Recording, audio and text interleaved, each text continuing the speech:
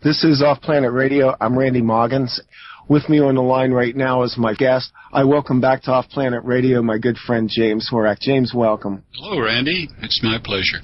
James, every time we talk, it's kind of a riddle because I never know what you're going to say. I never know what you're going to bring up. One of the things I wanted to talk to you about, though, is the video that you put out recently. Basically, I would say it was a message to the powers that be, an ultimatum to the powers that be. Tell me a little bit about that video, what inspired you. I know what inspired you, but what was behind that? Well, as I saw some of the genocidal programs that they've orchestrated in the last few years, it's been going on in Africa for 50 years.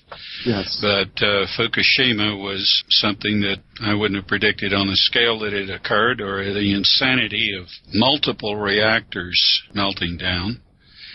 And the fact that researchers are beginning to unweave the lies and the distortions about what actually happened and build pretty strong cases for how it was orchestrated, which it was. Yes. And there are questions as to why Japan was targeted. Some say it's because they were going to high-grade plutonium to a war grade for Iran. I don't think so. I think that that's one of those halfway half-truths that lie in wait for people that have already vilified Iran in their mind and would say, well, then it's good they stopped them. Well, contaminating the world with radiation and fallout is nothing beneficial about that for anyone, and it's the madness that's on track with turning this world into a place where no one will wish to live. And that ultimatum is based on that principle, that the time is fast coming if things don't change radically, that this will be a place where even the powers that be won't want to live. And they may entertain notions of escaping, but those notions will not be fulfilled. Are you seeing activity right now that indicates that we're going to turn the tide, that we're going to be able to turn this thing around, James, and get rid of these bastards? It's quite possible. There has to be a forceful militant opposition. There's just no other way anything like this has ever been brought to change. I firmly believe there's a faction, too, on the inside. I believe that the facilitators have come to a realization that the people they work for are out of their mind, and that if they were successful, which they can't possibly be, this is so counter-revolutionary that there's no way it can succeed, but they can do a lot of damage. They can cost a lot of lives, and they can bring ruination to the world that will make it an extremely untenable place to live. They can do all that, but there's no victory in that, and the madness behind it signals to me that they have created an illusion, a mythological illusion of a superior bloodline and all this. They have inbred what we see is the work of madmen. We see the work of insanity. There's nothing to justify privilege in any of this. And we have catered to them, we have placated them, we have let them dominate us long enough. They have brought us to the 12th hour, and we have nothing left to lose. When people realize that, when they realize that they're 2 months away from a food shortage, possibly, they need to know that the rattlesnake bites before they sit down on it. And that's where we are in all of this. If you just look right now at the background radiation readings, not even just on the West Coast now, but moving across the country, and I mean, we had background radiation readings here within a month, and I live near Philadelphia, and within a month we were getting high background radiation readings. Our media hasn't talked about this. I have to guarantee you that, people inside the Pentagon, military people, certainly the people who are in the defense and intelligence agencies, these people have families too. And I can't help believe that at some point we reach critical mass where they go, this is insane. I mean, if you just look at the pictures that have been posted on the web from Fukushima, that place is a disaster area. It's destroyed. And the measures they are using to contain this right now are desperate when you begin to read into it. They were not taking any measures. At Chernobyl, they encased the reactor in graphite. And that was good enough to diminish the radiation, good enough to keep fallout from going up in the air from the fire. There were a number of things they did, but bear in mind that was one reactor. And here is something very significant. At Chernobyl, they did not store spent rods over the reactor cores.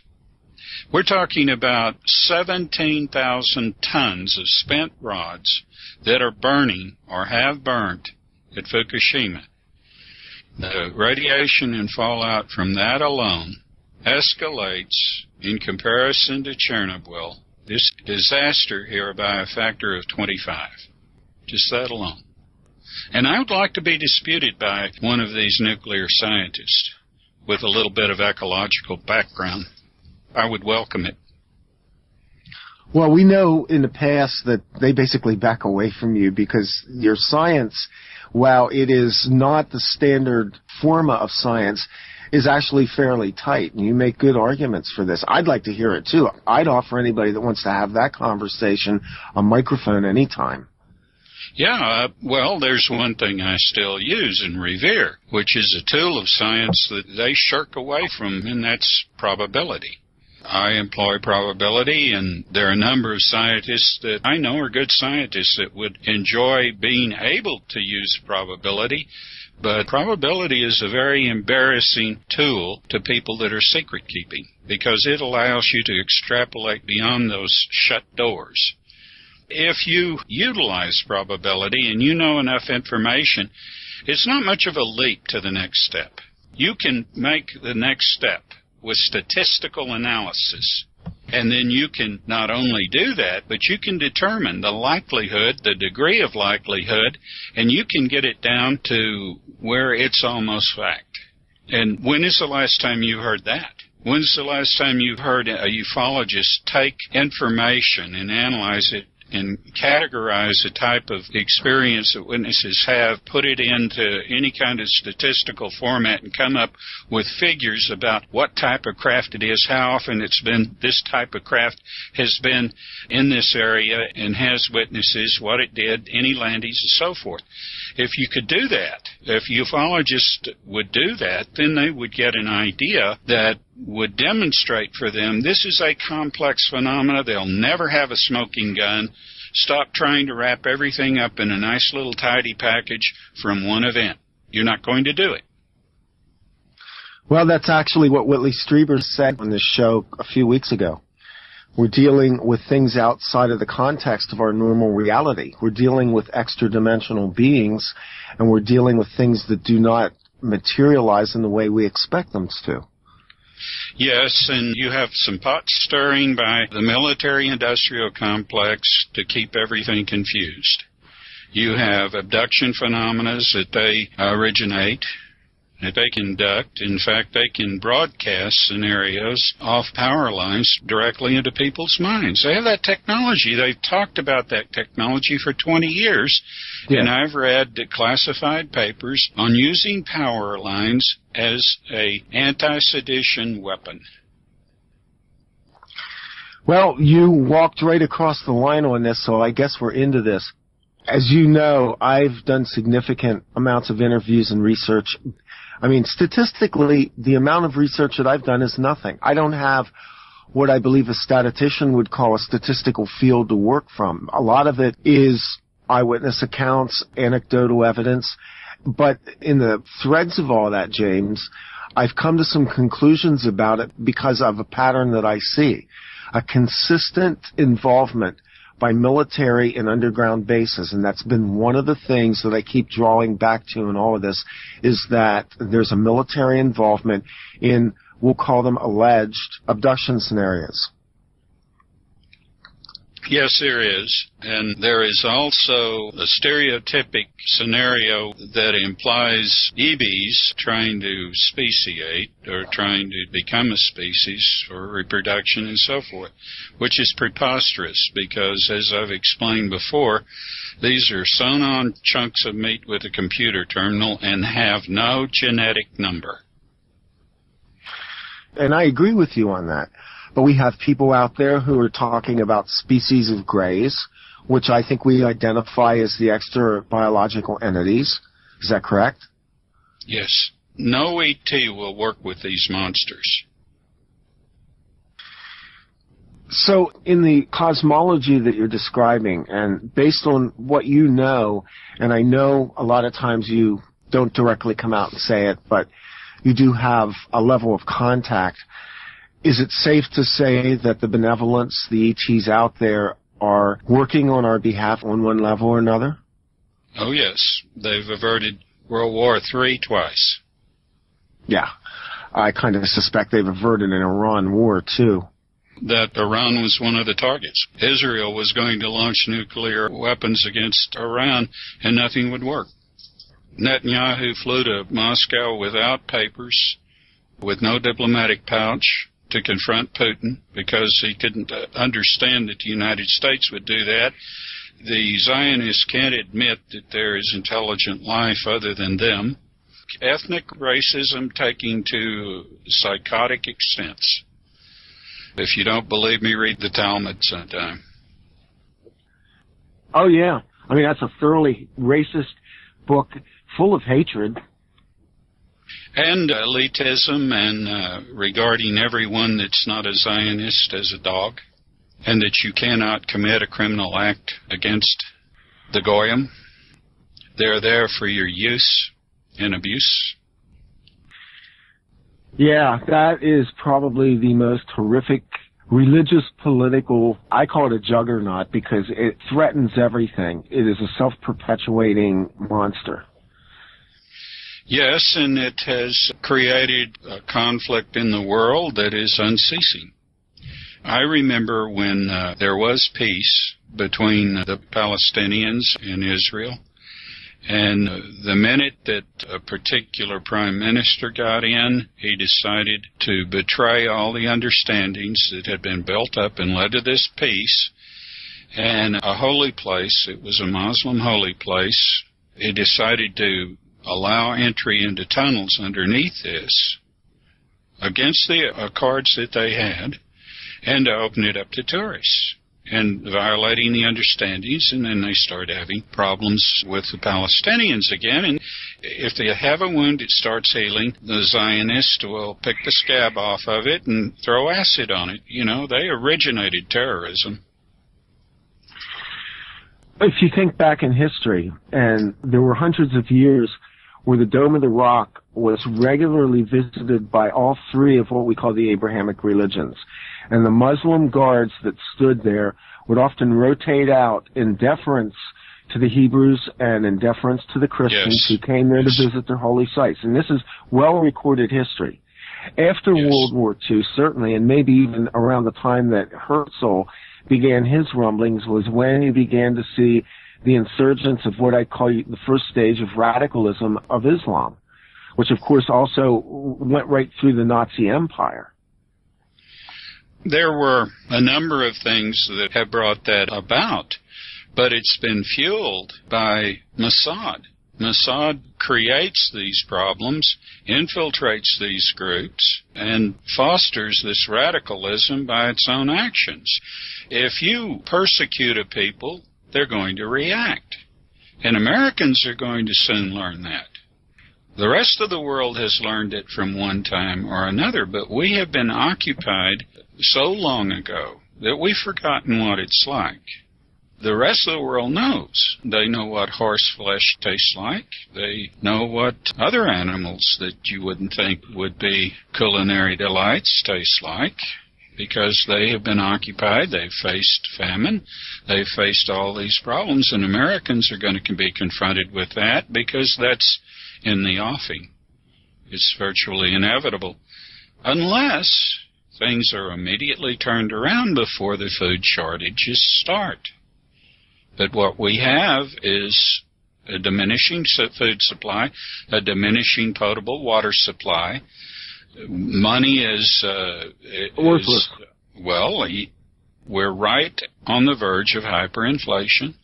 You see, that is geared to a schedule, just like everything else that has happened that has served as a false flag, because that's how you make money on it. If you know exactly when it's going to happen because you're making it happen, then you make big bucks on the stock market and on the commodities market with it. Well, and these guys have done this traditionally. I mean, people went back and traced those who made money off airline stocks right after 9/11. Same thing happened with stocks with BP after the Gulf oil disaster. And isn't it interesting how we'll string people up in this country over what they call insider trading? Like Martha Stewart, you know. Martha Stewart. And, you know, there are probably 25 or 30 inside traders inside BP that ought to be serving time in prison right now. But, you know, BP is British. You know, one of the biggest stockholders in BP is the Queen. Absolutely. They're untouchable. Yeah. They're literally shell corporations. You have the Netherlands hold an oil company and a shell corporation. It's controlled by the royals. It's controlled by London. Who won't dig those experimental ultra-deep wells in their own territory like the North Sea. They come to the Gulf of Mexico, and a weak puppet president lets them get away with murder. Turns the Coast Guard over to them and lets them intimidate people from finding out what's going on. Journalists, photojournalists are intimidated, threatened to be arrested by our own Coast Guard that is put into the use for BP. They blacked out the airspace over that whole Gulf area during that time? They knew that hole was bad. They knew that it should have just been sealed off because it was already bad. The casing was collapsing. They knew that. So they were already digging another one further south that they didn't want anybody to know about because they want to recover their hundreds of millions of dollars by setting up a scheduled catastrophe that they could make all that money with. That wellhead had to be superheated. And in the video that was taken by the fishermen at the time that the rig exploded, you see a blue beam coming down, straight down. That could have been superheating the wellhead. That was at thousands and thousands of feet.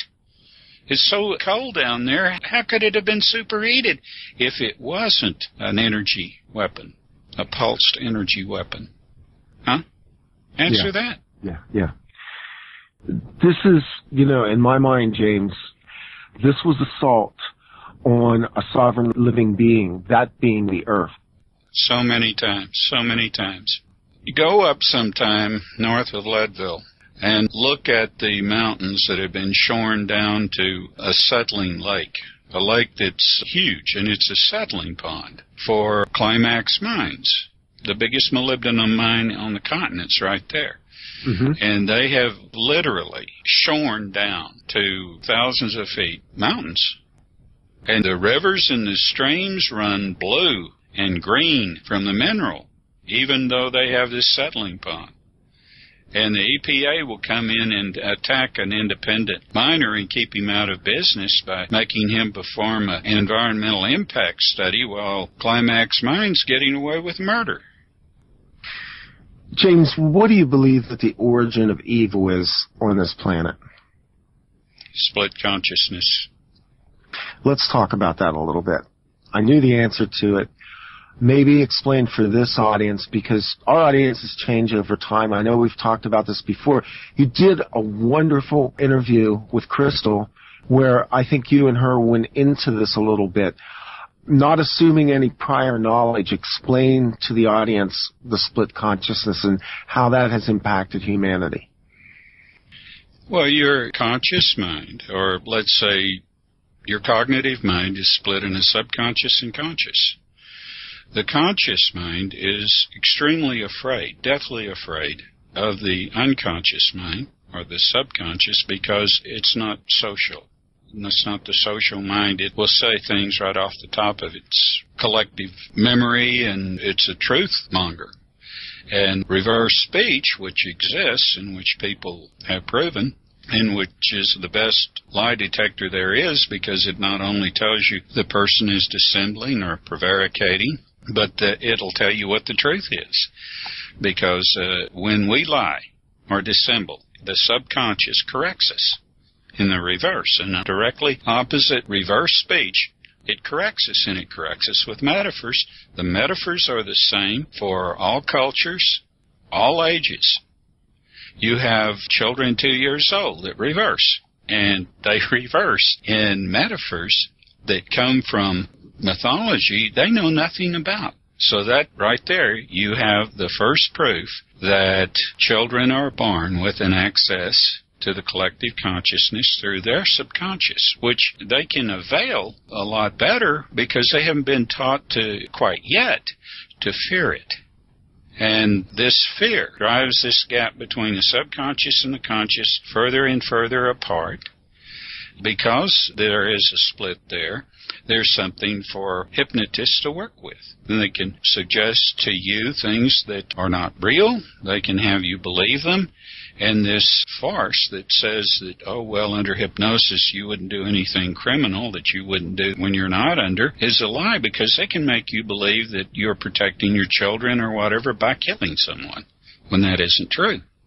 There are all kinds of sidesteps that psychologists and psychiatrists and behavioralists use and do to hide their social engineering aspect, what they're hired to do by big corporations. What does a psychologist do in a big corporation?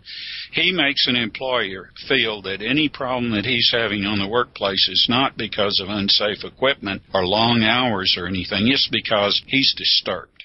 And this carries over. Look how long it took them to recognize a disease like black lung or silicosis or radiation poisoning. It's frightening. You know what's going to be the next big scandal, Randy? The next big scandal is going to be when they discover that this epidemic of Alzheimer's isn't an epidemic of Alzheimer's. It's a spongiovore encephalitis that is disguised as Alzheimer's to protect the meat industry in America. How can you have an epidemic of a genetic disease? The incidence of it's going to remain constant, isn't it? So this goes back to mad cow disease, basically. Spongiovore encephalitis is mad cow disease. Which we don't hear anything about. I mean, 6 years ago, it was all over the place.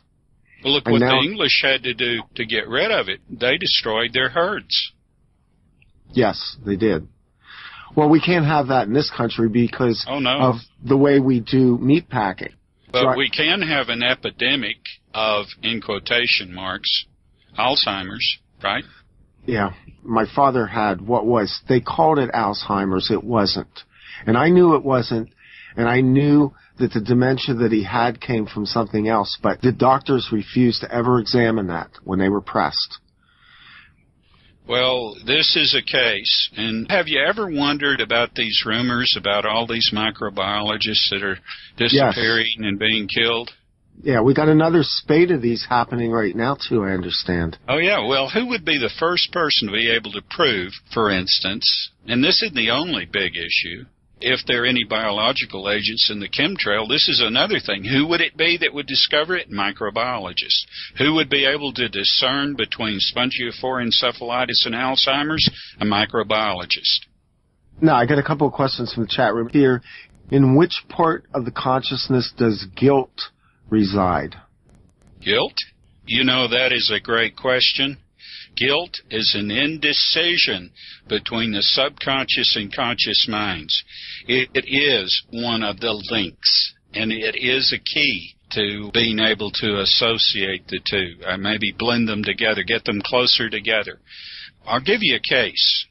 You know what we call genius. We call genius for a person to have such an ease in solving problems in a certain particular field, professionally. Imagine being able to do that in anything that you take on. The only reason that you can't is ambivalence, because these people have confidence in their knowledge base. So they can concentrate. They don't stop and say, well, did I do this right? Or, is the house clean? Or all of these things that go on. And you and I both. Don't you know people that you went to school with that couldn't do their homework unless they had cleaned their room and tidied up everything? So, they never could do enough. Yeah, we call that ritualistic behavior. Isn't that interesting? Yeah, or anal retentiveness. Or obsessive-compulsive disorder. Yeah, but to answer that question, this is one of the key relationships that go on consciously in both the subconscious. It's a connection, it's a thread between the subconscious and the conscious mind. It will not let the conscious mind rationalize excuses for having done wrong. And there are people that just don't have it. There are people that do not have this. They're either dehumanized by the way they're raised or they're genetically flawed. Would you call those people psychopaths? Would you say that is genetically flawed? Yeah. You have different levels. You have those that are affected that have this behavioral problem. They may be only pathological narcissists. That means they function in the real world. They can assume a demeanor that you would think they were considerate. But if a spouse marries one of these people, they turn up hating them because they know that's just a front, and they find that out pretty quickly. Partners in business with them are lucky to survive. There are all kinds of things that go on with these people. If they are not homicidal, it's because they're afraid of being caught, because they have no conscience whatsoever and can justify any act of violence. And we have so many of these people in government. We have so many of these people that are in high places. You know, they're selected. If the powers that be want a president, they start grooming someone that's got a character flaw a mile long. If you look at Clinton, you know what his character flaw was. If you look at Obama, you know what his character flaw is. But these are the people that they pick out. With Clinton, he was brought up from the age of 12 within the Council of Governors and got a taste for privilege. People say that he's a learned man because he went to Ivy League schools. He didn't have to perform at them. Interesting. I will just say this on that guilt question. You're right. That was a great question. I think it's interesting that what was built around our culture as well was religious systems that played on this guilt thing, that basically reinforced the split mind even more. Yes, people that feel guilt come to terms with it. It's like an anomaly. I mean, a scientist that doesn't come to terms with anomaly has lost his professional integrity. When he just puts it up on a shelf, he's no longer a scientist. He's nothing but a paid manipulator of whatever. Look at Carl Sagan, mouthpiece for the establishment, nothing more. Yeah. And, you know, he's one dead I don't mind speaking ill of because he made me disgusted, and this is my opportunity to say something back. We have so many lies that are in our way that everybody has the same right to clarity that anybody else has. Nobody ought to feel like they can deny the truth. And we have let these scoundrels say, well, in the national interests, or, well, we have to sit on this. Where has it gotten us? It has gotten us where now we fear our government. There at no time in any kind of an open society should we fear our government. Well, ideally we would be our government, but we're not. That was stolen from us. That's right. It was. And, you know, it was stolen to solve a problem that they had created. They created the Depression. How did they do that? It's real simple. It's no secret. They withdrew investment capital at a time when so many businessmen, so many men were investing in their businesses and expanding that they needed this capital, and they thought they had it, or they would have stopped expanding. It's the same reason that there were oil companies that went down the tubes over the oil depletion allowance, because it overextended in domestic oil. The Western Company is a good example of that. They went down the tubes because they had overinvested in oil leases in Oklahoma. And they couldn't compete with the people that had foreign oil because they were getting an oil depletion allowance and could undercut them. That was the government right there. Have the government in league with big oil. When we talk about any of this stuff, we always wind up talking about money. It seems to me that we are staring straight in the face right now, given the economic system, with the largest evil in our consciousness, and that is the attachment of intrinsic value to paper and gold and things that we value in a material sense above the spiritual nature of our own integrated consciousness. Would you agree with that or not? Oh, yes. Let me give you an example of solution. Because until you can offer a solution that's concrete, you don't have as much right to criticize. So I'm going to offer a solution. Remember the bailouts? Yeah, of course I remember them. And their $16 trillion that just disappeared, aside from the bailouts, with all the money that has been floated for the benefit of big business, the government could have paid off all of the debt of everyone in this country, that their mortgages, their credit card debt, everything, and had money left over to give them. And that would have been one hell of a bonus. It would have gotten people out of all kinds of debt traps that are associated with it, high interest rates, everything. It would have led to a national recovery. And then all these banks that were going under would get their loans back, would get the money. It's a win-win, and that's the thing. It's a win-win for everybody across the board, for everybody, not just the big corporate heads, while everybody else goes down the tube and we face hyperinflation. You see? That's a formula, because there was enough money that was shelled out to these critters that we could have done that. And if you sit down and just figure it out on paper, it tallies up. There's money left over. You can give a bonus to every American. But no, It has to be one-sided. It has to be engineered to make things worse, because they want the economy to go down the tubes. There's no way to recover it. They took away industry. That took away jobs. They have broken the back of every industrial nation, and they're wrapping them up. Yeah, exactly. I just noted today, I put a post up on my blog. The Russian stock market is now closed indefinitely. Isn't that interesting? That was predictable. That was predictable. There are people and countries in the world that know what needs to be done. And every time they start to do it, they get assassinated or they get supplanted by another puppet. The pattern has reoccurred so many times and has become so dominant that now people are wise to it. They're wise to it, and they know when this starts going down, they know what to do about it. And they're starting to do. The monsters have been getting away with murder for 75 years, and it's catching up with them. And we need to take it all the way. Absolutely. Yeah. And unless we do, this is going to be a world no one will want to live in. There's no other way about it. There's no other way of looking at it. It's a fact. One of the things that you asked me I would want to talk about is privatization of space. Yeah, let's go there. Their pie in the sky is that they want to mine asteroids, they want to recover helium-3, and there's no such thing from the moon. They want to do this, they want to do that. All this pie in the sky BS, because they've taken all the dreams on Earth away from the common man, so now they're building dream castles on Mars and the moon and whatever. They can't go there. And if they try the type of exploitation off-planet that they have done on Earth, just imagine this.